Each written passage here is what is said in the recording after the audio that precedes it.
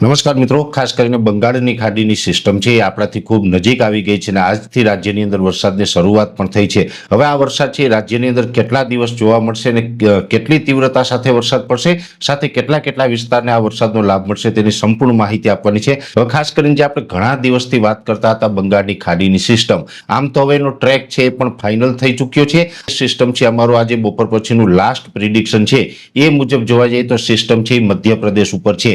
મધ્યપ્રદેશ જે ભોપાલ, ઇન્દોર અને ઉત્તર પ્રદેશના ઝાંસી સુધી આ સિસ્ટમનો ઘેરાવો છે એ લંબાયેલો છે. સિસ્ટમ ખૂબ મજબૂત છે, ડિપ્રેશનના સ્વરૂપમાં છે, પણ હવે ધીમે ધીમે આ સિસ્ટમ નબળી પડી રહી છે. નબળી પડી અને આવતીકાલે 27 તારીખે લગભગ આ સિસ્ટમ છે એ લો પ્રેશર કેટેગરીમાં પરિવર્તિત થાય તેવી સંભાવનાઓ છે. એટલે સિસ્ટમ છે અત્યારે નબળી પડી રહી છે, પણ છતાં પણ લો પ્રેશર એટલે એક મજબૂત કેટેગરી કહેવામાં આવે છે. લો પ્રેશર જે વિસ્તારોમાંથી પસાર થાય ત્યાં ધોધમાર વરસાદો પડતા હોય છે. આજે થઈ છે તારીખ 26 જુલાઈ. આજે 26 જુલાઈના રોજ મધ્યપ્રદેશ બોર્ડર લાગુ વિસ્તારો હોય, ઉત્તર ગુજરાતના અમુક વિસ્તારો છે અને સાથે સાથે મધ્ય ગુજરાતના અમુક વિસ્તારો છે એ વિસ્તારોની અંદર વરસાદની શરૂઆત થઈ છે. જો કે આજની તારીખે અલગ અલગ વિસ્તારોમાં સામાન્યથી મધ્યમ વરસાદ, એકલ દોકલ સેન્ટરની અંદર મધ્યમથી સારા વરસાદો નોંધાયા છે, પણ ચોક્કસથી એટલું કહી શકાય કે આજથી વરસાદની શરૂઆત થઈ ચૂકી છે. આ સિસ્ટમ છે ધીમે ધીમે અત્યારે પશ્ચિમ દિશા તરફ આગળ વધી રહી છે. એટલે હવે આ સિસ્ટમ છે એ મધ્યપ્રદેશ ઉપર થઈ અને ગુજરાત સુધી પણ આવવાની છે. ગુજરાત ઉપર આવશે એટલે જે મધ્યપ્રદેશ બોર્ડર લાગુ વિસ્તારો હોય જેની અંદર મહીસાગર, છોટાઉદેપુર, પંચમહાલ થઈ અને મધ્ય ગુજરાત અને ઉત્તર ગુજરાતના ભાગો ઉપર આ સિસ્ટમ આવશે. આ સિસ્ટમ જે મધ્ય ગુજરાત અને ઉત્તર ગુજરાતના ભાગો ઉપર થઈ અને પછી આ ઉત્તર તરફ આગળ વધવાની છે. ઘણી વખત એવું બનતું હોય છે કે મધ્યપ્રદેશ ઉપર કોઈ પણ સિસ્ટમ આવે, બંગાળની ખાડીમાંથી મધ્યપ્રદેશ ઉપર આવી અને ત્યાંથી ઉત્તરમાં જતી હોય, પણ હવે આ સિસ્ટમ છે એ મધ્યપ્રદેશથી ગુજરાત સુધી આવશે અને ગુજરાત ઉપર થઈને પછી ઉત્તર તરફનો કરવો લેશે. એટલે ચોક્કસથી એટલું કહી શકાય કે આવનારા હવે 3-4 દિવસ જે વરસાદો પડવાના છે તેની જે તીવ્રતા છે એ ગુજરાતના અલગ અલગ વિસ્તારમાં અલગ અલગ તીવ્રતા જોવા મળવાની છે. આજથી જે વરસાદની શરૂઆત થઈ છે એમાં આવતીકાલથી 3-4 દિવસ જે ગુજરાતમાં વરસાદો પડવાના છે જેની અંદર સૌથી વધારે તીવ્રતા છે એ મધ્યપ્રદેશ બોર્ડર લાગુ વિસ્તારના તમામ જિલ્લાઓ હોય, છોટાઉદેપુર હોય, દાહોદ, ગોધરા હોય, મહીસાગરના વિસ્તારો હોય, એ સાથે આગળના વિસ્તારમાં જે અરવલ્લી જેવા વિસ્તારો છે, સાબરકાંઠાના વિસ્તાર, પાટણ, મહેસાણા, ગાંધીનગર અને અમદાવાદ સાથે આણંદ, નડિયાદ, ખેડા, વડોદરા જેવા વિસ્તારોની અંદર અતિ ભારે વરસાદો છે આવનારા 3-4 દિવસ સુધી જોવા મળશે. વાવ, થરાદ જેવા વિસ્તારો છે, કચ્છને લાગુ ઉત્તર ગુજરાતના વિસ્તારો હોય, રાધનપુર હોય, સાંતલપુર હોય, આ તમામ વિસ્તારોની અંદર મધ્યમ વરસાદ અથવા તો સામાન્ય વરસાદ નોંધાઈ શકે છે.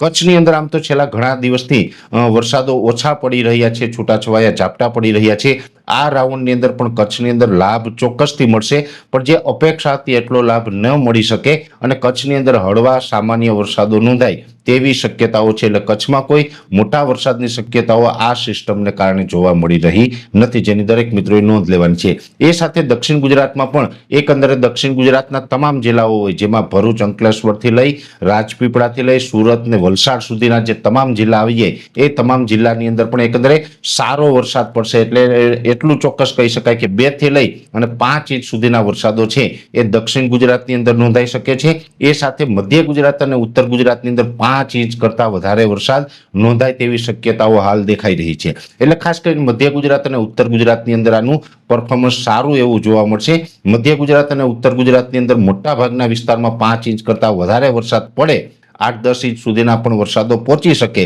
અને 2 થી 5 ઇંચ સુધીના વરસાદો છે એ દક્ષિણ ગુજરાતમાં નોંધાય. હવે સૌરાષ્ટ્રની વાત કરવા જઈએ તો સૌરાષ્ટ્રમાં પણ આ સિસ્ટમને કારણે વરસાદ વધારે પડવાનો છે, સારો એવો વરસાદ પડવાનો છે, પણ સૌરાષ્ટ્ર પણ વિસ્તારની દ્રષ્ટિએ ખૂબ મોટું છે.